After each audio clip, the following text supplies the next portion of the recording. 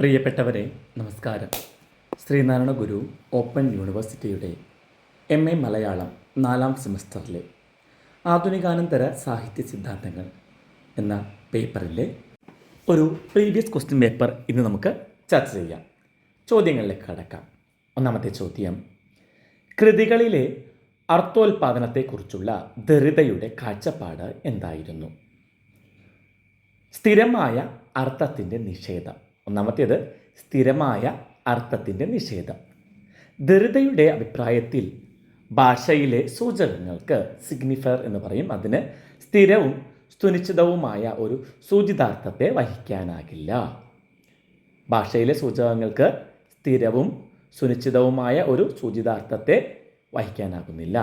രണ്ടാമത്തെ point difference എന്നതാണ്.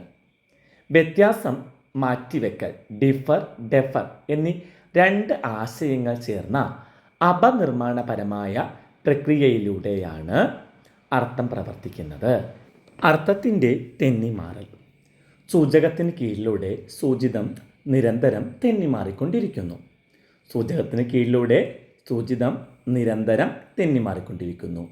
അതിനാൽ കൃതിക്ക് ഏകീകൃതമോ സുസ്ഥിരമോ ആയ ഒരു അർത്ഥമില്ല. അതുകൊണ്ട് കൃതിക്ക് ഏകീകൃതമോ സുസ്ഥിരമോ ആയ ഒരു അർത്ഥമില്ല.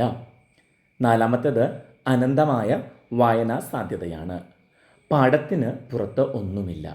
There is nothing outside the text എന്ന് വ്യക്തമാക്കുന്ന ദരിത്തെ ഓരോ വായനയിലും അർത്ഥം പുതിയതായി ഉൽപ്പാദിപ്പിക്കപ്പെടുകയാണ് എന്ന് സിദ്ധാന്തിച്ചു. ഓരോ വായനയിലും അർത്ഥം പുതിയതായി ഉൽപ്പാദിപ്പിക്കപ്പെടുകയാണ്. രണ്ടാമത്തെ ചോദ്യം നോക്കാം. വ്യവഹാരം എന്നാൽ എന്താണ്? സാധാരണയായി ഒരു പ്രത്യേക വിഷയത്തെക്കുറിച്ചുള്ള ഔപചാരികമായ പ്രതിപാദനത്തെയോ പ്രഭാഷണത്തെയോ ഭാഷാപ്രയോഗത്തെയോ ആണ് വ്യവഹാരം അഥവാ ഡിസ്കോഴ്സ് എന്ന് വിളിക്കുന്നത്. ഒരു പ്രത്യേക വിഷയത്തെക്കുറിച്ചുള്ള ഔപചാരികമായ പ്രതിപാദനത്തെയോ പ്രഭാഷണത്തെയോ ഭാഷാപ്രയോഗത്തെയോ നമുക്ക് വ്യവഹാരമെന്ന് വിളിക്കാം. ഫുക്കോളജിക്കൽ നിർവചനം എന്താണെന്ന് നോക്കാം. മിഷേൽ ഫുക്കോയുടെ സിദ്ധാന്തപ്രകാരം അറിവും അധികാരവും ചേർന്ന് സമൂഹത്തിൽ അർത്ഥങ്ങളും സാമൂഹിക യാഥാർത്ഥ്യങ്ങളും നിർമ്മിക്കുകയും നിയന്ത്രിക്കുകയും ചെയ്യുന്ന ജ്ഞാനവ്യവസ്ഥയാണ് വ്യവഹാരം എന്നത്. മിഷേൽ ഫുക്കോ പറയുന്നത് അറിവും അധികാരവും ചേർന്ന് സമൂഹത്തിൽ അർത്ഥങ്ങളും സാമൂഹിക യാഥാർത്ഥ്യങ്ങളും നിർമ്മിക്കുകയും നിയന്ത്രിക്കുകയും ചെയ്യുന്ന ജ്ഞാനവ്യവസ്ഥയാണ് വ്യവഹാരം. ഏതൊരു വ്യവഹാരവും നിർമ്മിക്കപ്പെടുന്നതിന് നിർദ്ദിഷ്ട സ്ഥാപനങ്ങളുടെയും സാമൂഹിക സന്ദർഭങ്ങളിലൂടെയുമാണ്. അപ്പോൾ ഏതൊരു വ്യവഹാരവും നിർമ്മിക്കപ്പെടുന്നത് നിർദ്ദിഷ്ട സ്ഥാപനങ്ങളിലൂടെയും അതുപോലെ സാമൂഹിക സന്ദർഭങ്ങളിലൂടെയുമാണ്. വ്യവഹാരങ്ങളുടെ നിയന്ത്രണത്തിലൂടെയാണ് സമൂഹത്തിൽ സത്യവും അസത്യവും സാധാരണത്വവും വൈകൃതങ്ങളും നിർവചിക്കപ്പെടുന്നത്. വ്യവഹാരങ്ങളുടെ നിയന്ത്രണത്തിലൂടെയാണ് സമൂഹത്തിൽ സത്യവും അസത്യവും സാധാരണത്വവും വൈകൃതങ്ങളും നിർവചിക്കപ്പെടുന്നത്. മൂന്നാമത്തെ ചോദ്യം: ജാക്ക് ലെഗാൻ്റെ ഹോംലെറ്റ് എന്ന സങ്കല്പത്തിൻ്റെ അർത്ഥം എന്താണ്? കുട്ടി ജനിച്ച് ആദ്യ 6 മാസം വരെയുള്ള കാലയളവിലെ ശിഥിലമായ മാനസിക അവസ്ഥയെ സൂചിപ്പിക്കാനാണ് ലെഗാൻ ഹോംലെറ്റ് എന്ന സംജ്ഞ ഉപയോഗിച്ചത്. കുട്ടി ജനിച്ച് 6 മാസം വരെയുള്ള കാലയളവിലെ ശിഥിലമായ മാനസിക അവസ്ഥയെ സൂചിപ്പിക്കാനാണ് ഹോംലെറ്റ് എന്ന പദം ലെഗാൻ ഉപയോഗിച്ചത്. പ്രാഥമികമായിട്ടുള്ള അവസ്ഥയാണ്. ഇനി ശരീരത്തിൻ്റെ വിഘടിത രൂപം. ഈ ഘട്ടത്തിൽ കുട്ടിക്ക് സ്വന്തം ശരീരം ഒരു ഏകീകൃത രൂപമായി അനുഭവപ്പെടുന്നില്ല. ഈ ഘട്ടത്തിൽ കുട്ടിക്ക് സ്വന്തം ശരീരം ഒരു ഏകീകൃത രൂപമായിട്ട് അനുഭവപ്പെടുന്നില്ല. മറിച്ച് വിഘടിച്ചതും കഷ്ണങ്ങളാക്കപ്പെട്ടതുമായ ഒരു അവസ്ഥയിലാണ്. ഒരു അവസ്ഥയിലാണ്. മൂന്നാമത്തേത് സ്വത്വമില്ലായ്മയാണ്. തനിക്ക് ചുറ്റുമുള്ള ലോകത്തിൽ നിന്നും അമ്മയിൽ നിന്നും വേറിട്ടൊരു സ്വത്വം തനിക്കുണ്ടെന്ന് തിരിച്ചറിയാൻ കുട്ടിക്ക് ഈ ഘട്ടത്തിൽ സാധിക്കുന്നില്ല. തനിക്ക് ചുറ്റുമുള്ള ലോകത്തിൽ നിന്നും അമ്മയിൽ നിന്നും വേറിട്ടൊരു സ്വത്വം തനിക്കുണ്ടെന്ന് തിരിച്ചറിയാൻ കുട്ടിക്ക് ഈ ഘട്ടത്തിൽ സാധിക്കുന്നില്ല. നാലാമത്തേത് കണ്ണാടി ഘട്ടത്തിന് മുമ്പുള്ള അവസ്ഥയാണ്. ഈ ആകൃതിയില്ലാത്ത ആഗ്രഹങ്ങളും അനുഭൂതികളും കുഴഞ്ഞുമറിഞ്ഞ ഹോംലെറ്റ് അവസ്ഥയിൽ നിന്നാണ് കുട്ടി ദർപ്പണഘട്ടത്തിലേക്ക് അഥവാ മിറർ സ്റ്റേജിലേക്ക് പ്രവേശിക്കുന്നത്. ഈ ആകൃതിയില്ലാത്ത ആഗ്രഹങ്ങളും അനുഭൂതികളും കുഴഞ്ഞുമറിഞ്ഞ ഹോംലെറ്റ് അവസ്ഥയിൽ നിന്നാണ് കുട്ടി മിറർ സ്റ്റേജിലേക്ക് പ്രവേശിക്കുന്നത്. നാലാമത്തെ ചോദ്യം, ലൂയി അൽത്തൂസർ പ്രത്യയശാസ്ത്രം എന്ന പദത്തിന് നൽകുന്ന വിശദീകരണം എന്ത്? കപടബോധമല്ല. പരമ്പരാഗത മാർക്സിസ്റ്റ് സങ്കല്പത്തിലെ കേവലമായ ഒരു കപടബോധം അല്ല ആൽത്തൂസറുടെ കാഴ്ചപ്പാടിൽ പ്രത്യയശാസ്ത്രം. ഐഡിയോളജി എന്നത് ഒരു കപടബോധമല്ല, കേവലമായൊരു കപടബോധമല്ല എന്ന് പറയുന്നു.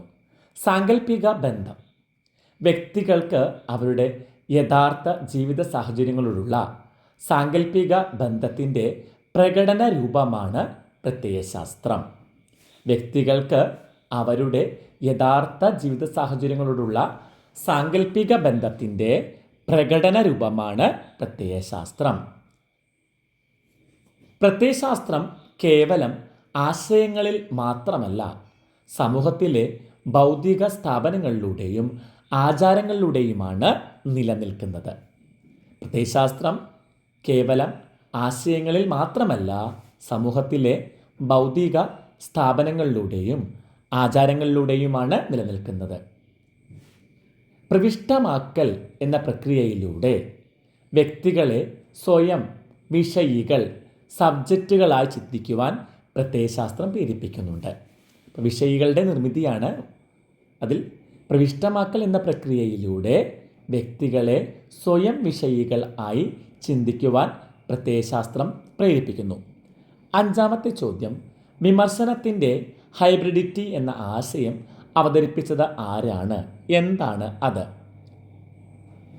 കോളനിയാനന്തര സാഹിത്യ വിമർശന ശാഖയിൽ ഹൈബ്രിഡിറ്റി എന്ന ആശയം അവതരിപ്പിച്ചത് ഹോമി കെ ഭാവയാണ്. ഈ ആശയം അവതരിപ്പിക്കുന്നത് ഹോമി കെ ഭാവയാണ്. ഇതൊരു കോളനിയാനന്തര സാഹിത്യ വിമർശനമാണ്. അധിനിവേശ സംസ്കാരവും കീഴാള തദ്ദേശീയ സംസ്കാരവും തമ്മിലുള്ള സങ്കീർണമായ കൂട്ടിമുട്ടലുകളിലൂടെ രൂപപ്പെടുന്ന സങ്കരമായ സാംസ്കാരിക സ്വത്വത്തെയാണ് ഇത് സൂചിപ്പിക്കുന്നത്.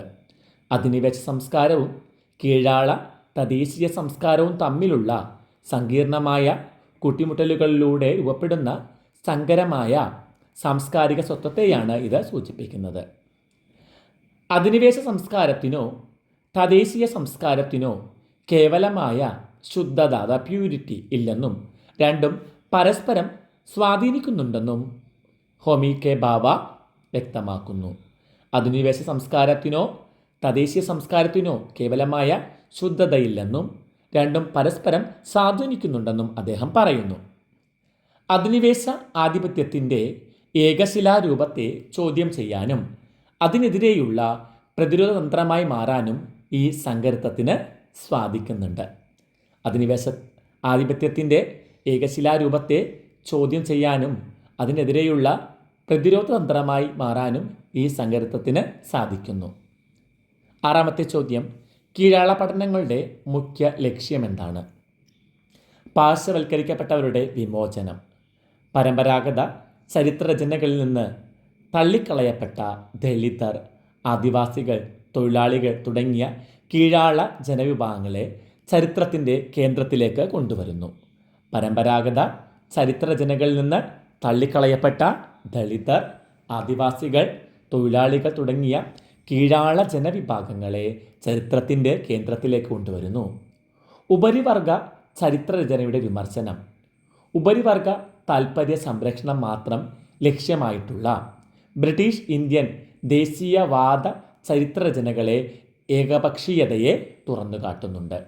ഉപരിവർഗ താൽപ്പര്യ സംരക്ഷണം മാത്രം ലക്ഷ്യമാക്കിയിട്ടുള്ള ബ്രിട്ടീഷ് ഇന്ത്യൻ ദേശീയവാദ ചരിത്രരചനകളുടെ ഏകപക്ഷീയതയെ തുറന്നു കാണിക്കുന്നു.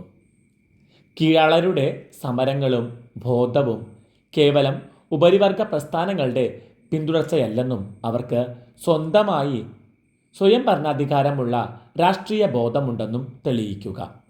കീഴാളരുടെ സമരങ്ങളും ബോധവും കേവലം ഉപരിവർഗ പ്രസ്ഥാനങ്ങളുടെ പിന്തുടർച്ചയല്ലെന്നും അവർക്ക് സ്വന്തമായി സ്വയം ഭരണാധികാരമുള്ള രാഷ്ട്രീയ ബോധമുണ്ടെന്നും തെളിയിക്കുക. ചരിത്രത്തെ തിരുത്തി എഴുതാൻ. വരികൾക്കിടയിലൂടെ വായിച്ചുകൊണ്ട് രേഖകളിൽ മറഞ്ഞിരിക്കുന്ന കീഴള ശബ്ദങ്ങളെ വീണ്ടെടുക്കാൻ. വരികൾക്കിടയിലൂടെ വായിച്ചുകൊണ്ട് രേഖകളിൽ മറഞ്ഞിരിക്കുന്ന കീഴള ശബ്ദങ്ങളെ വീണ്ടെടുക്കാനായിട്ട്.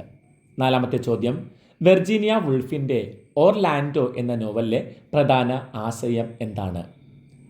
ലിംഗസമത്വത്തിൻ്റെ ദൈവീകത സ്വഭാവം. ലിംഗസ്വത്വം എന്നത് നിശ്ചിതമോ സ്ഥിരമോ അല്ലെന്നും അത് സാഹചര്യങ്ങൾക്കനുസരിച്ച് മാറിക്കൊണ്ടിരിക്കുന്ന പ്രവാഹമാണെന്നും ഈ നോവൽ വ്യക്തമാക്കുന്നു.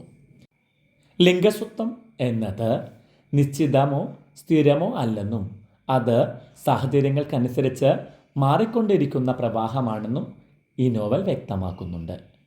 നൂറ്റാണ്ടുകളിലൂടെ ജീവിക്കുന്ന നായകൻ ഓർലാൻഡോ പുരുഷനിൽ നിന്ന് സ്ത്രീയായി മാറുമ്പോഴും അയാളുടെ ആന്തരിക സ്വത്വത്തിന് മാറ്റം വരുന്നില്ല എന്നത് ലിംഗവിവേചനം സമൂഹത്തിൻ്റെ കൃത്രിമ നിർമ്മിതിയാണെന്ന് കാട്ടിത്തരുന്നു.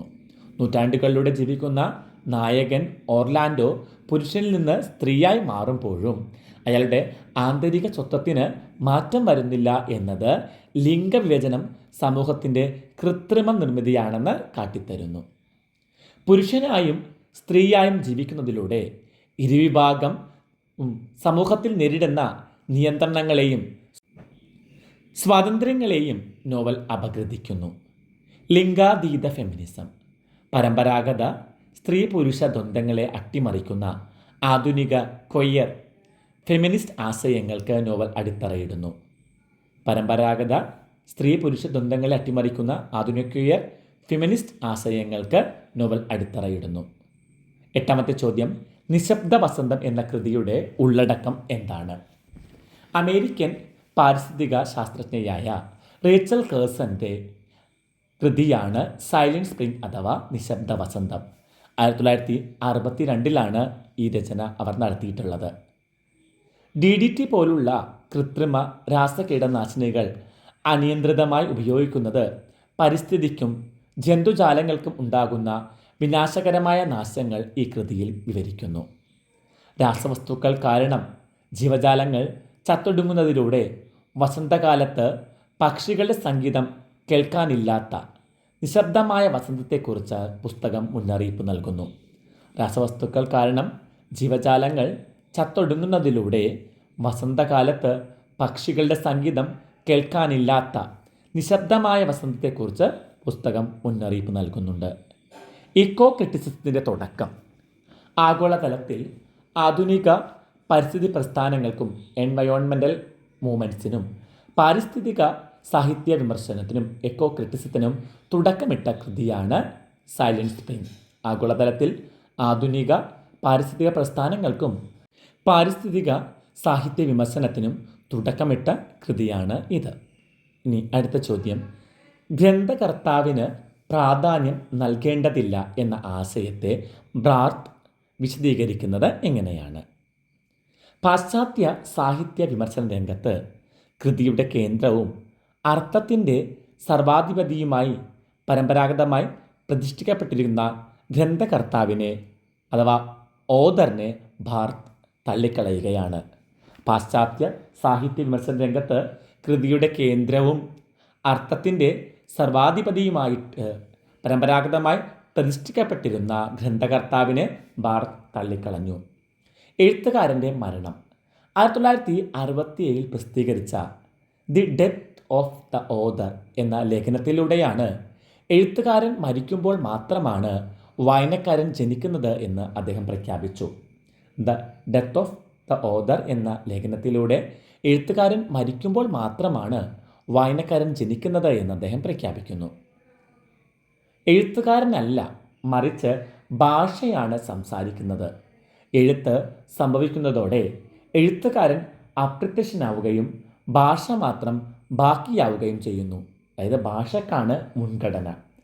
എഴുത്തുകാരനല്ല, മറിച്ച് ഭാഷക്കാണ് മുൻഗണന. ഭാഷയാണ് സംസാരിക്കുന്നത്. എഴുത്ത് സംഭവിക്കുന്നതോടെ എഴുത്തുകാരൻ അപ്രത്യക്ഷനാവുകയും ഭാഷ മാത്രം ബാക്കിയാവുകയും ചെയ്യുന്നു. കർത്താവ് ഒരു ഭാഷാ നിർമ്മിതിയാണ്. എഴുത്തുകാരൻ കൃതിക്ക് മുൻപോ പുറത്തോ നിലനിൽക്കുന്ന വ്യക്തിയല്ല. എഴുത്തുകാരൻ കൃതിക്ക് മുൻപോ പുറത്തോ നിൽക്കുന്ന വ്യക്തിയല്ല. എഴുത്ത് എന്ന പ്രക്രിയയിലൂടെ രൂപപ്പെടുന്ന ഒരു കർത്താവ് അഥവാ സബ്ജക്റ്റ് മാത്രമാണ്. എഴുത്ത് എന്ന പ്രക്രിയയിലൂടെ രൂപപ്പെടുന്ന ഒരു കർത്താവ് മാത്രമാണ്. വായനക്കാരൻ്റെ ആധിപത്യം. കൃതിയുടെ അർത്ഥം നിർണ്ണയിക്കുന്നത് എഴുത്തുകാരൻ്റെ ഉദ്ദേശ്യമല്ല. വായനക്കാരൻ്റെ അനുഭവ ലോകവും വായനാ പ്രക്രിയയുമാണ് പാഠത്തിന് പുതിയ അർത്ഥങ്ങൾ നൽകുന്നത്. കൃതിയുടെ അർത്ഥം നിർണ്ണയിക്കുന്നത് എഴുത്തുകാരൻ്റെ ഉദ്ദേശ്യമല്ല, വായനക്കാരൻ്റെ അനുഭവ ലോകവും വായനാ പ്രക്രിയയുമാണ് പാഠത്തിന് പുതിയ അർത്ഥങ്ങൾ നൽകുന്നത്. 10ാമത്തെ ചോദ്യം, ക്രിട്ടിക്കൽ ഡിസ്കോഴ്സ് എന്തെന്ന് വിശദീകരിക്കുക. ഭാഷാപ്രയോഗങ്ങളും ആശയവിനിമയങ്ങളും സമൂഹത്തിലെ അധികാര ഘടനകളുമായി എങ്ങനെ ബന്ധപ്പെട്ടിരിക്കുന്നുവെന്ന് പഠിക്കുന്ന രീതിയാണ് വിമർശനാത്മക വ്യവഹാര വിശകലനം എന്നത്. ഭാഷാപ്രയോഗങ്ങളും ആശയവിനിമയങ്ങളും സമൂഹത്തിലെ അധികാര ഘടനകളുമായി എങ്ങനെ ബന്ധപ്പെട്ടിരിക്കുന്നുവെന്ന് പഠിക്കുന്ന രീതിയാണിത്. ഭാഷ കേവലം വസ്തുനിഷ്ഠമായ ആശയവിനിമയോപാധി മാത്രമല്ല. ഭാഷ കേവലം വസ്തുനിഷ്ഠമായിട്ടുള്ള ആശയവിനിമയോപാധി മാത്രമല്ല. അത് ചില നിർദ്ദിഷ്ട പ്രത്യയശാസ്ത്രങ്ങളെയും സാമൂഹിക അസമത്വങ്ങളെയും ഉൽപ്പാദിപ്പിക്കാനും നിലനിർത്താനും ഉപയോഗിക്കുന്നു. അത് ചില നിർദ്ദിഷ്ട പ്രത്യയശാസ്ത്രങ്ങളെയും സാമൂഹിക അസമത്വങ്ങളെയും ഉൽപ്പാദിപ്പിക്കാനും നിലനിർത്താനും ഉപയോഗിക്കുന്നുണ്ട്. മറഞ്ഞിരിക്കുന്ന അർത്ഥങ്ങൾ. മാധ്യമങ്ങൾ, ഔദ്യോഗിക രേഖകൾ, സാഹിത്യകൃതികൾ എന്നിവയിൽ ഭാഷയിൽ അദൃശ്യമായി കിടക്കുന്ന പക്ഷപാതങ്ങളെയും ആധുനിക താൽപ്പര്യങ്ങളെയും വെളിച്ചത്ത് കൊണ്ടുവരികയാണ് ഇതിൻ്റെ ലക്ഷ്യം. മറഞ്ഞിരിക്കുന്ന അർത്ഥങ്ങൾ പുറത്തോട്ട് കൊണ്ടുവരാൻ. അപ്പം മാധ്യമങ്ങൾ, ഔദ്യോഗിക രേഖകൾ, സാഹിത്യകൃതികൾ എന്നിവയിലെ ഭാഷയിൽ അദൃശ്യമായി കിടക്കുന്ന പക്ഷപാതങ്ങളെയും ആധിപത്യ താൽപ്പര്യങ്ങളെയും വെളിച്ചത്ത് കൊണ്ടുവരികയാണ് ഇതിൻ്റെ ലക്ഷ്യം. സത്യാവസ്ഥയുടെ നിർമ്മിതി. സമൂഹത്തിൽ ചില പ്രസ്താവങ്ങൾ മാത്രം സത്യമായി ഗ്രഹിക്കപ്പെടുന്നത് എന്തുകൊണ്ടാണെന്നും അതിന് പിന്നിൽ പ്രവർത്തിക്കുന്ന സ്ഥാപന ശക്തികൾ ഏതാണെന്നും ക്രിട്ടിക്കൽ ഡിസ്കോഴ്സ് അന്വേഷിക്കുന്നുണ്ട്. സമൂഹത്തിൽ ചില പ്രസ്താവനകൾ മാത്രം സത്യമായി ഗ്രഹിക്കപ്പെടുന്നത് എന്തുകൊണ്ടാണെന്നും അതിന് പിന്നിൽ പ്രവർത്തിക്കുന്ന സ്ഥാപന ശക്തികൾ ഏതാണെന്നും ക്രിട്ടിക്കൽ ഡിസ്കോഴ്സ് അന്വേഷിക്കുന്നു. സാമൂഹികമായിട്ടുള്ള മാറ്റം. ഭാഷയിലെ ആധിപത്യ രൂപങ്ങളെ വെല്ലുവിളിച്ചുകൊണ്ട് പാർശ്വവൽക്കരിക്കപ്പെട്ട വിഭാഗങ്ങൾക്ക് സംസാരിക്കാനുള്ള വഴി തുറന്നു കൊടുക്കാൻ ഇത് സഹായിക്കുന്നുണ്ട്. ഭാഷയിലെ ആധിപത്യ രൂപങ്ങളെ വെല്ലുവിളിച്ചുകൊണ്ട് പാർശ്വവൽക്കരിക്കപ്പെട്ട വിഭാഗങ്ങൾക്ക് സംസാരിക്കാനുള്ള വഴി തുറന്നു കൊടുക്കാൻ ഇത് സഹായിക്കുന്നു. 11ാമത്തെ ചോദ്യം നോക്കാം. സ്വത്ത് രൂപീകരണ പ്രക്രിയയുമായി ബന്ധപ്പെട്ട് ലഖാൻ വിശദീകരിക്കുന്ന 3 ഇടങ്ങൾ ഏതെല്ലാമാണ്? 1. സാങ്കല്പിക ക്രമം, ദ ഇമാജിനറി ഓർഡർ. കണ്ണാടി ഘട്ടവുമായി മിറർ സ്റ്റേജുമായി ബന്ധപ്പെട്ട മാനസിക ഇടമാണിത്. മിറർ സ്റ്റേജുമായി ബന്ധപ്പെട്ട മാനസിക ഇടം. കുട്ടിയെ സ്വന്തം പ്രതിബിംബത്തെ കണ്ണാടിയിൽ കണ്ട് ആഹ്ലാദിക്കുകയും സ്വയം ഒരു പൂർണ്ണ സ്വത്വമായി തെറ്റിദ്ധരിക്കുകയും ചെയ്യുന്നു. കുട്ടി സ്വന്തം പ്രതിബിംബത്തെ കണ്ണാടിയിൽ കണ്ട് ആഹ്ലാദിക്കുന്നു, സ്വയം ഒരു പൂർണ്ണ സ്വത്വമായി തെറ്റിദ്ധരിക്കുകയും ചെയ്യുന്നു. അമ്മയും കുട്ടിയും തമ്മിലുള്ള വേർതിരിവില്ലാത്ത മിഥ്യയായ പൂർണ്ണതയുടെ മണ്ഡലമാണിത്. അമ്മയും കുട്ടിയും തമ്മിലുള്ള വേർതിരിവില്ലാത്ത മിഥ്യയായ പൂർണ്ണതയുടെ മണ്ഡലമാണിത്. രണ്ടാമത്തേത് പ്രതീകാത്മക ക്രമമാണ്. സിംബോളിക് ഓർഡർ എന്ന് പറയും. കുട്ടി ഭാഷയുടെയും സാംസ്കാരിക നിയമങ്ങളുടെയും ലോകത്തേക്ക് പ്രവേശിക്കുന്ന ഘട്ടമാണ്. കുട്ടി ഭാഷയുടെയും സാംസ്കാരിക നിയമങ്ങളുടെയും ലോകത്തേക്ക് പ്രവേശിക്കുന്ന ഘട്ടം. പിതൃനാമത്തിൻ്റെ കടന്നുവരവോടെ മാതാവുമായുള്ള ശാരീരിക ബന്ധം വിച്ഛേദിക്കപ്പെടുകയും ലിംഗഭേദവും അപരത്വവും കുട്ടി തിരിച്ചറിയുകയും ചെയ്യുന്നു. പിതൃനാമത്തിൻ്റെ നെയിം ഓഫ് ദ ഫാദർ കടന്നുവരവോടെ മാതാവുമായുള്ള ശാരീരിക ബന്ധം വിച്ഛേദിക്കപ്പെടുകയും ലിംഗഭേദവും അപരത്വവും കുട്ടി തിരിച്ചറിയുകയും ചെയ്യുന്നു. അബോധവും അന്യവൽക്കരണവും ആഗ്രഹങ്ങളും രൂപപ്പെടുന്നത് ഈ ക്രമത്തിലാണ്. അബോധവും അന്യവൽക്കരണവും ആഗ്രഹങ്ങളും രൂപപ്പെടുന്നത് ഈ ക്രമത്തിലാണ്. മൂന്നാമത്തേത് യഥാർത്ഥ ക്രമമാണ്, ദ റിയൽ ഓർഡർ എന്ന് പറയും. ഭാഷയ്ക്കോ ചിഹ്നങ്ങൾക്കോ വചനങ്ങൾക്കോ പൂർണ്ണമായി പ്രകടിപ്പിക്കാനാവാത്ത അതീത മേഖലയാണിത്. ഭാഷയ്ക്കോ ചിഹ്നങ്ങൾക്കോ വചനങ്ങൾക്കോ പൂർണ്ണമായി പ്രകടിപ്പിക്കാനാവാത്ത അതീത മേഖല. പ്രതിനിധീകരിക്കാൻ സാധിക്കാത്തതും അനുഭവങ്ങളിൽ വിടവുകളുമായി മാത്രം പ്രത്യക്ഷപ്പെടുന്നതുമായ മാനസിക തലമാണിത്. 12ാമത്തെ ചോദ്യം, സാംസ്കാരിക വ്യവസായം എന്ന ആശയം വിശദീകരിക്കുക. ഫ്രാങ്ക്ഫർട്ട് സ്കൂൾ സിദ്ധാന്തം. തിയോഡർ അഡോർണോയും മാക്സ് ഹോക്ക്ഹെമറും ചേർന്ന് ഡയലക്റ്റിക്സ് ഓഫ് എൻലൈറ്റ്മെൻറ്റ് 1947 ഈ ആശയം അവതരിപ്പിച്ചു. കൃതിയുടെ പേര് ഡയലക്റ്റിക് ഓഫ് എൻലൈറ്റ്മെൻറ്റ്. ആരെല്ലാം ചേർന്നാണ്? തിയോഡർ അഡോർണോയും മാക്സ് ഹോക്ക്ഹെമറും ചേർന്നാണ്. മാക്സ് ഹോക്ക്ഹെമറും ചേർന്ന് ഡയലക്റ്റിക് ഓഫ് എൻലൈറ്റ്മെൻറ്റ്. കലയുടെ ചരക്കുവൽക്കരണം. മുതലാളിത്ത വ്യവസ്ഥയിൽ കലയും സംസ്കാരവും വിപണിക്ക് വേണ്ടിയുള്ള ഫാക്ടറി ഉൽപ്പന്നങ്ങളെ പോലെ വൻതോതിൽ ലാഭത്തിനായി ഉൽപ്പാദിപ്പിക്കപ്പെടുന്നു. മുതലാളിത്ത വ്യവസ്ഥിതിയിൽ കലയും സംസ്കാരവും വിപണിക്ക് വേണ്ടിയുള്ള ഫാക്ടറി ഉൽപ്പന്നങ്ങളെ പോലെ വൻതോതിൽ ലാഭത്തിനായി ഉൽപ്പാദിപ്പിക്കപ്പെടുന്നു. ഏകമാനമായ സംസ്കാരം, സ്റ്റാൻഡേർഡൈസേഷൻ, സാംസ്കാരിക വൈവിധ്യങ്ങളെ ഇല്ലാതെയാക്കി മാസ് മീഡിയയിലൂടെ മാതൃവൽക്കരിക്കപ്പെട്ട വിനോദങ്ങൾ നിർമ്മിക്കപ്പെടുന്നു. സാംസ്കാരിക വൈവിധ്യങ്ങളെ ഇല്ലാതെയാക്കി മാസ് മീഡിയയിലൂടെ മാതൃകവൽക്കരിക്കപ്പെട്ട വിനോദങ്ങൾ നിർമ്മിക്കുന്നു. ചിന്താശേഷിയുടെ വിനാശം.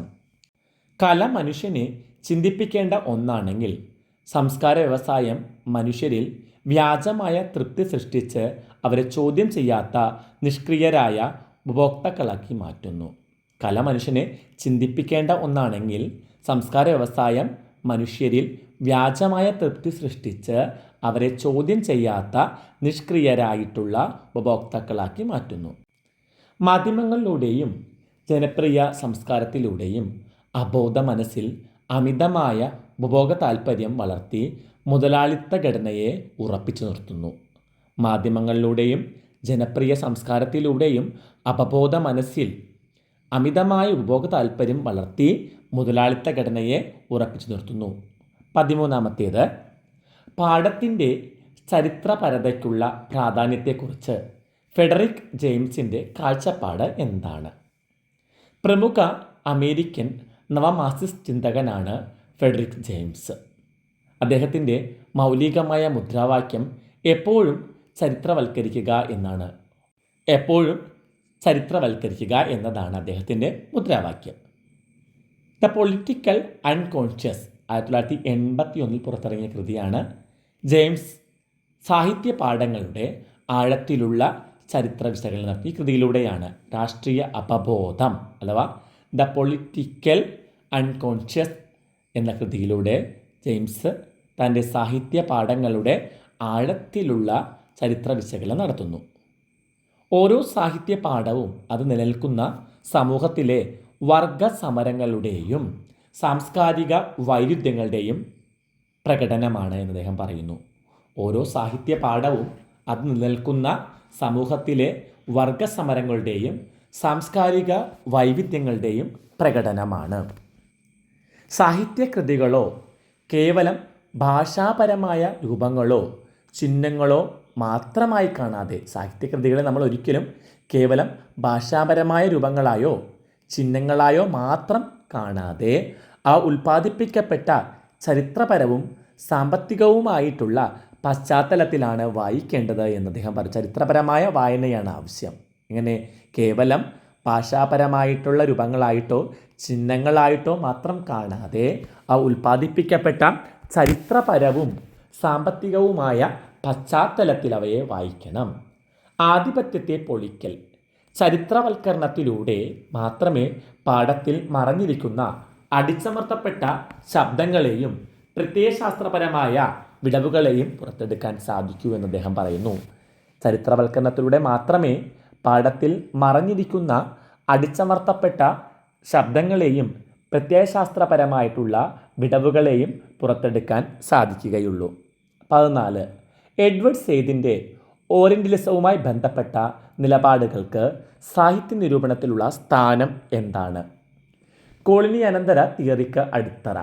1978 പ്രസിദ്ധീകരിച്ച ഓറിയൻ്റലിസം എന്ന കൃതി സാഹിത്യ വിമർശനത്തിന് ഒരു പുതിയ കോളനി അനന്തര ദിശാബോധം നൽകുകയുണ്ടായി. 1978 ഓറിയൻ്റലിസം എന്ന ടെക്സ്റ്റ് അല്ലെങ്കിൽ കൃതി അദ്ദേഹം എഴുതിയത്. ഇത് പുതിയ കോളനി അനന്തര ദിശാബോധം നൽകുകയുണ്ടായി.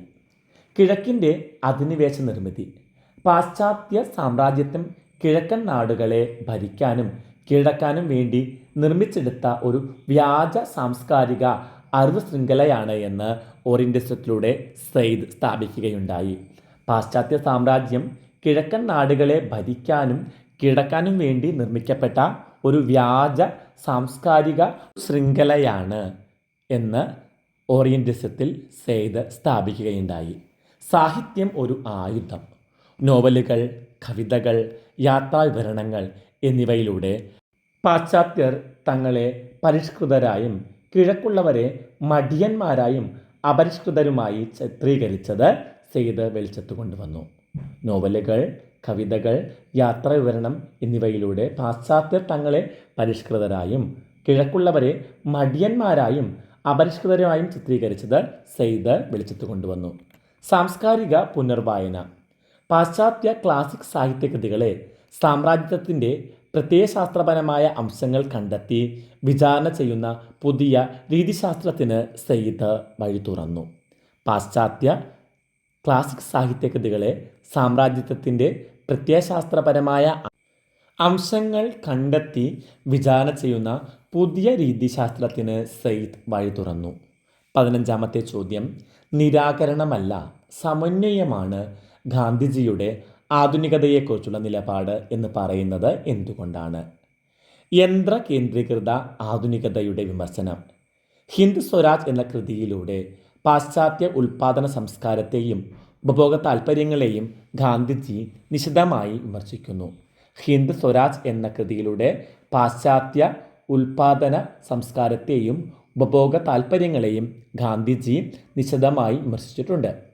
കേവല നിരാകരണമല്ല, എന്നാൽ പാശ്ചാത്യ ശാസ്ത്രത്തെയോ സാങ്കേതിക വിദ്യയെയോ പൂർണ്ണമായി തള്ളിക്കളയാൻ ഗാന്ധിജി തയ്യാറായിരുന്നില്ല. എന്നാൽ പാശ്ചാത്യ ശാസ്ത്രത്തെയോ സാങ്കേതിക വിദ്യയെയോ പൂർണ്ണമായി തള്ളിക്കളയാൻ ഗാന്ധിജി തയ്യാറായില്ല. സാൻമാർഗിക സമന്വയം. മനുഷ്യൻ്റെ ആത്മീയവും നൈതികവുമായ മൂല്യങ്ങൾക്ക് കോട്ടം തട്ടാത്ത രീതിയിൽ പാശ്ചാത്യ സാങ്കേതിക വിദ്യകളെ ഭാരതീയ ഗ്രാമീണ ജീവിതവുമായി സമന്വയിപ്പിക്കാനാണ് അദ്ദേഹം ശ്രമിച്ചത്. മനുഷ്യൻ്റെ ആത്മീയവും നൈതികവുമായ മൂല്യങ്ങൾക്ക് കോട്ടം തട്ടാത്ത രീതിയിൽ പാശ്ചാത്യ സാങ്കേതിക വിദ്യകളെ ഭാരതീയ ഗ്രാമീണ ജീവിതവുമായി സമന്വയിപ്പിക്കാനാണ് ഗാന്ധിജി ശ്രമിച്ചത്. ഇതര ആധുനികത. സത്യം, അഹിംസ, സ്വയം പര്യാപ്തത, വികേന്ദ്രീകരണം എന്നിവയിൽ അധിഷ്ഠിതമായ ഒരു ഇതര മാനവിക ആധുനികത മാതൃകയാണ് ഗാന്ധിജി ലോകത്തിന് മുന്നിൽ അവതരിപ്പിച്ചത്. സത്യം, അഹിംസ, സ്വയം പര്യാപ്തത, വികേന്ദ്രീകരണം എന്നിവയിൽ അധിഷ്ഠിതമായിട്ടുള്ള ഒരു ഇതര മാനവിക ആധുനികതാ മാതൃകയാണ് ഗാന്ധിജി ലോകത്തിൻ്റെ മുന്നിൽ അവതരിപ്പിച്ചത്. 16-ാമത്തെ ചോദ്യം. സ്ത്രീവാദ പ്രസ്ഥാനത്തിലെ 4 തരംഗങ്ങൾ ഏതെല്ലാം? 1-ാം തരംഗം, the first wave, 19th early 20th century. സ്ത്രീകളുടെ നിയമപരമായ അവകാശങ്ങൾ, സ്വത്തവകാശം, പ്രധാനമായും വോട്ടവകാശം എന്നിവ നേടിയെടുക്കുന്നതിന് വേണ്ടി ശ്രദ്ധ കേന്ദ്രീകരിച്ചു. സ്ത്രീകളുടെ നിയമപരമായിട്ടുള്ള അവകാശങ്ങൾ, സ്വത്തവകാശങ്ങൾ, പ്രധാനമായും വോട്ടവകാശം എന്നിവ നേടിയെടുക്കാൻ വേണ്ടിയാണ് 1-ാം തരംഗത്തിൽ ശ്രദ്ധ കേന്ദ്രീകരിച്ചത്. 2-ാം തരംഗം, സെക്കൻഡ് വേവ്, 1960 മുതൽ 1980 വരെയാണ്. വൈയക്തികമായത് രാഷ്ട്രീയമാണ്, പേഴ്സണൽ ഈസ് പൊളിറ്റിക്കൽ എന്ന മുദ്രാവാക്യം ഉയർത്തിപ്പിടിച്ചു. വൈയക്തികമായത് രാഷ്ട്രീയമാണ്, പേഴ്സണൽ ഈസ് പൊളിറ്റിക്കൽ എന്ന മുദ്രാവാക്യം ഉയർത്തിപ്പിടിച്ചു. പിതൃമേധാവിത്വം, ഗാർഹിക പീഡനം, ലൈംഗിക അവകാശങ്ങൾ, തൊഴിൽ സമത്വം എന്നിവ ചർച്ചയാക്കി. പിതൃമേധാവിത്വം, ഗാർഹിക പീഡനം, ലൈംഗിക അവകാശങ്ങൾ, തൊഴിൽ സമത്വം എന്നിവയാണ് ചർച്ചയാക്കിയത്. മൂന്നാം തരംഗം തേർഡ് വേവ് 1990കളിലാണ് ഏകീകൃത സ്ത്രീ സങ്കല്പത്തെ വെല്ലുവിളിച്ചു. ഏകീകൃതമായിട്ടുള്ള സ്ത്രീ സങ്കല്പത്തെ വെല്ലുവിളിച്ചു. വർഗം, വംശം, ലൈംഗികത എന്നിവയിൽ വിഭജിക്കപ്പെട്ട സ്ത്രീകളുടെ ബഹുസ്വരത അംഗീകരിക്കുന്ന സ്ത്രീവാദം. വർഗം, വംശം, ലൈംഗികത എന്നിവയാൽ വിഭജിക്കപ്പെട്ട സ്ത്രീകളുടെ ബഹുസ്വരത അംഗീകരിക്കുന്ന സ്ത്രീവാദം. നാലാം തരംഗം ഫോർത്ത് വേവ് ആണ്. 2010 മുതലാണ്. ഡിജിറ്റൽ സാങ്കേതിക വിദ്യയും സോഷ്യൽ മീഡിയയും കേന്ദ്രീകരിച്ചിട്ടുള്ള പ്രവർത്തനം. മീറ്റു മൂവ്മെൻ്റ് ഒക്കെ അതിൽ വരുന്നതാണ്. ഡിജിറ്റൽ സാങ്കേതിക വിദ്യയും സോഷ്യൽ മീഡിയയും കേന്ദ്രീകരിച്ചിട്ടുള്ള പ്രവർത്തനം. ലൈംഗിക അതിക്രമങ്ങൾ, ബോഡി ഷെയ്മിങ്, സൈബർ ആക്രമണങ്ങൾ എന്നിവയ്ക്കെതിരായിട്ടുള്ള കൂട്ടായ പ്രതിഷേധം. ലൈംഗിക അതിക്രമങ്ങൾ, ബോഡി ഷെയ്മിങ്, സൈബർ ആക്രമണങ്ങൾ എന്നിവയ്ക്കെതിരായ കൂട്ടായ പ്രതിഷേധം. 17ാമത്തെ ചോദ്യം, സെക്ഷൽ പൊളിറ്റിക്സ് എന്ന കൃതി അവതരിപ്പിക്കുന്ന പ്രധാനപ്പെട്ട ആശയധാരകൾ എന്തെല്ലാമാണ്? ഇതൊരു രണ്ടാം തരംഗത്തിലെ കൃതിയാണ്. കേറ്റ് മില്ലറ്റ് 1970 പ്രസിദ്ധീകരിച്ച സെക്ഷൽ പൊളിറ്റിക്സ് രണ്ടാം തരംഗ സ്ത്രീവാദത്തിലെ വഴിത്തിരിവാണ്. 1970 ഈ പുസ്തകം പ്രസിദ്ധീകരിച്ചത്. ഇത് രണ്ടാം തരംഗ സ്ത്രീവാദത്തിൻ്റെ വഴിത്തിരിവായിരുന്നു. പിതൃമേധാവിത്വം ഒരു രാഷ്ട്രീയം. കുടുംബത്തിലും സമൂഹത്തിലും പുരുഷന്മാർ സ്ത്രീകൾക്ക് മേൽ അധികാരം സ്ഥാപിക്കുന്ന സാംസ്കാരിക രാഷ്ട്രീയ സംവിധാനമാണ് പിതൃമേധാവിത്വം എന്ന് പ്രഖ്യാപിച്ചു. സാഹിത്യത്തിലെ പുരുഷാധിപത്യം. DH Lawrence, Henry Miller, Jean ഘനെ തുടങ്ങിയ പ്രമുഖ ആൺ എഴുത്തുകാരുടെ രചനകൾ വിശകലനം ചെയ്തുകൊണ്ട് ലൈംഗിക വിവരണങ്ങളിലൂടെ പുരുഷ മേധാവിത്വം എങ്ങനെ സ്ഥാപിക്കപ്പെടുന്നു എന്ന് തുറന്നുകാട്ടി. ലോറൻസ്, ഹെൻറി മില്ലർ, ജീൻ ഘനെ തുടങ്ങിയ പ്രമുഖ ആൺ എഴുത്തുകാരുടെ രചനകൾ വിശകലനം ചെയ്തുകൊണ്ട് ലൈംഗിക വിവരണങ്ങളിലൂടെ പുരുഷ മേധാവിത്വം എങ്ങനെയാണ് സ്ഥാപിക്കപ്പെടുന്നതെന്ന് തുറന്നുകാട്ടി. ലൈംഗികതയുടെ രാഷ്ട്രീയം. ലൈംഗിക ബന്ധങ്ങൾ കേവലം ജീവശാസ്ത്രപരമല്ല, മറിച്ചത് അധികാരവും ഭരണവും കൈയാളുന്ന രാഷ്ട്രീയ ബന്ധങ്ങൾ കൂടിയാണ് എന്ന് മില്ലറ്റ് വാദിച്ചു. ലൈംഗിക ബന്ധങ്ങൾ കേവലം ജീവശാസ്ത്രപരമല്ല, മറിച്ചത് അധികാരവും ഭരണവും കൈയാളുന്ന രാഷ്ട്രീയ ബന്ധങ്ങൾ കൂടിയാണ് എന്ന് മില്ലറ്റ് വാദിച്ചു. 18ാമത്തെ ചോദ്യം, മലയാള സാഹിത്യത്തിൽ സൈബർ ഫെമിനിസത്തിൻ്റെ സ്വാധീനം എത്രത്തോളമുണ്ട് എന്ന് വിശദീകരിക്കുക. ഇടങ്ങളുടെ ജനാധിപത്യവൽക്കരണം. ബ്ലോഗുകൾ, ഫേസ്ബുക്ക്, ഇൻസ്റ്റഗ്രാം തുടങ്ങിയ ഡിജിറ്റൽ ഇടങ്ങൾ കടന്നു വന്നതോടെ പ്രസാധകരുടെ വിലക്കുകളില്ലാതെ എഴുതാൻ സ്ത്രീകൾക്ക് സാധിച്ചു. ബ്ലോഗുകൾ, ഫേസ്ബുക്ക്, ഇൻസ്റ്റഗ്രാം തുടങ്ങിയ ഡിജിറ്റൽ ഇടങ്ങൾ കടന്നു വന്നതോടെ പ്രസാധകരുടെ വിലക്കുകളില്ലാതെ സ്ത്രീകൾക്ക് എഴുതാനും അവ പ്രസിദ്ധീകരിക്കാനുമുള്ള വഴികൾ തുറന്നുകൊടുത്തു. ശരീര രാഷ്ട്രീയം തുറന്നെഴുതൽ. പരമ്പരാഗത അച്ചടി മാധ്യമങ്ങൾ മാറ്റി നിർത്തിയ ഗാർഹിക അനുഭവങ്ങൾ, ലൈംഗികത, ആർത്തവം, ശരീര രാഷ്ട്രീയം എന്നിവ തുറന്നെഴുതാൻ സ്ത്രീ എഴുത്തുകാരികൾക്ക് സൈബർ ഇടങ്ങൾ സ്വാതന്ത്ര്യം നൽകുകയുണ്ടായി. പരമ്പരാഗത അച്ചടി മാധ്യമങ്ങൾ മാറ്റി നിർത്തിയ ഗാർഹിക അനുഭവങ്ങൾ, ലൈംഗികത, ആർത്തവം, ശാരീരിക രാഷ്ട്രീയം എന്നിവ തുറന്നെഴുതാൻ സ്ത്രീ എഴുത്തുകാരികൾക്ക് സൈബർ ഇടം സ്വാതന്ത്ര്യം നൽകി. ഡിജിറ്റൽ കൂട്ടായ്മകൾ. സൈബർ ഫെമിനിസ്റ്റ് ഇടപെടലുകളിലൂടെ, ഉദാഹരണം അവൾക്കൊപ്പം, വിവിധ സൈബർ കൂട്ടായ്മകൾ സാംസ്കാരിക മണ്ഡലത്തിലെ പുരുഷാധിപത്യ പ്രവണതകൾക്കെതിരെ ശക്തമായിട്ടുള്ള പ്രതിരോധങ്ങൾ രൂപപ്പെട്ടു. സൈബർ ഫെമിനിസ്റ്റ് ഇടപെടലുകളിലൂടെ അവൾക്കൊപ്പം പോലുള്ള സാംസ്കാരിക മണ്ഡലത്തിലെ പുരുഷാധിപത്യ പ്രവണതകൾക്കെതിരായ ശക്തമായ പ്രതിരോധങ്ങൾ രൂപപ്പെട്ടു. എഴുത്തിലെ മാറ്റങ്ങൾ. പരമ്പരാഗത സാഹിത്യ ഭാഷയെ വെല്ലുവിളിച്ചുകൊണ്ട് കൂടുതൽ മൂർച്ചയുള്ളതും തത്സമയ പ്രതികരണ ശേഷിയുള്ളതുമായ ഒരു പുതിയ പെണ്ണെഴുത്ത് രീതി മലയാളത്തിൽ വികസിച്ചു വന്നു. പരമ്പരാഗത സാഹിത്യ ഭാഷയെ വെല്ലുവിളിച്ചുകൊണ്ട് കൂടുതൽ മൂർച്ചയുള്ളതും തത്സമയ പ്രതികരണ ശേഷിയുള്ളതുമായിട്ടുള്ള ഒരു പുതിയ പെണ്ണെഴുത്ത് രീതി മലയാളത്തിൽ വികസിച്ചു. ഇന്നത്തെ ക്ലാസ് പരീക്ഷാ കേന്ദ്രീകൃതമായിട്ടുള്ള ഒരു ക്ലാസ്സാണ്. കൂടുതൽ വിശദീകരണങ്ങളൊന്നും തന്നെ നൽകിയിട്ടില്ല. എന്നാൽ നമുക്ക് ഈ ക്ലാസ് ഇവിടെ അവസാനിപ്പിക്കാം. ഇന്നത്തെ ക്ലാസ് പ്രധാനമായും പരീക്ഷാ കേന്ദ്രീകൃതമായിട്ടുള്ള ഒരു ക്ലാസ്സായിരുന്നു. പരീക്ഷ പേപ്പറിലെ മാർക്കിനനുസരിച്ചാണ് ഇവിടെ ഞാൻ ഉത്തരം പറഞ്ഞിട്ടുള്ളത്. വിശദീകരണങ്ങളൊന്നും തന്നെ അധികമായി നൽകിയിട്ടില്ല. ധാരാളം പോയിന്റുകളുള്ള ചോദ്യങ്ങളാണ്, പക്ഷേ പരീക്ഷയുടെ മാർക്കിനനുസരിച്ച് മാത്രമാണ് പറഞ്ഞിട്ടുള്ളത്. ഇതൊരു പരീക്ഷാ സഹായി മാത്രമാണ്. ക്ലാസ് ഇഷ്ടമായിട്ടുണ്ടെങ്കിൽ ലൈക്കും ഷെയറും കമൻറ്റുമൊക്കെ നിങ്ങളിൽ നിന്ന് പ്രതീക്ഷിക്കുന്നുണ്ട്. ഈ ചോദ്യപേപ്പറിൻ്റെ മറ്റൊരു ഭാഗവുമായി നമുക്ക് അടുത്ത ക്ലാസ്സിൽ കാണും വരെ എല്ലാവർക്കും നന്ദി, നമസ്കാരം.